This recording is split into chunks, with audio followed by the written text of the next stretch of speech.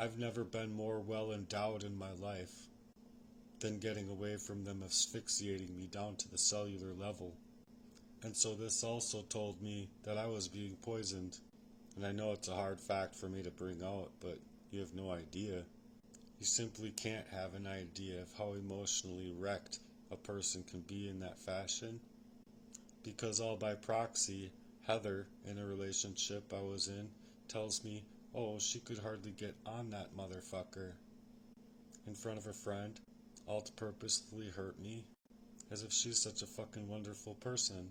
So Heather, if you're seeing this too, fuck you, bitch. I've never been more asphyxiated in my life.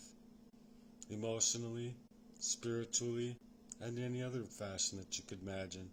But it certainly isn't fair to do that to somebody because you're playing upon their emotions so that you can work up by proxy and continue that poisoning. So I know exactly why I was sweating, or why I had the night sweats. Same reason I did as a kid, and same reason I do now. My body is chelating from a very toxic poisoning. Intentuous even.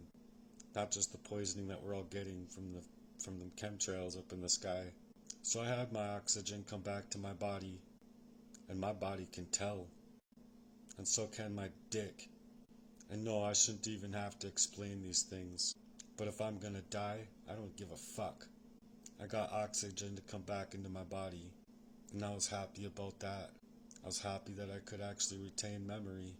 I was happy that I could actually remember things that I couldn't before. Even if they hurt me, because they hurt me quite a lot. Everything that I'm saying, if you put together, makes perfect sense in a puzzle. As if anyone out here does any investigative work. Do they? Because with arsenic I would bruise easily. Arsenic caused the diabetes, and I have a question to know whether or not metformin would coagulate with a very arsenic and poisoned up way. Because I think a scientist would tell me that those two together would make a killing happen really quick. I just want someone to actually tell it to me like that. Scientifically, prove it to me. How do these things coagulate together in your science lab? Put metformin in a thing with arsenic. What happens? And tell me. Because I don't have what you all have. But then there was Emily as well. And she's an IT professional. So yeah, she knows computers quite well too. As does Jessie, just a lying ass piece of shit. And then she lied to me about being friends with my stepsister. And then telling me good riddance. As if the good riddance isn't you, bitch.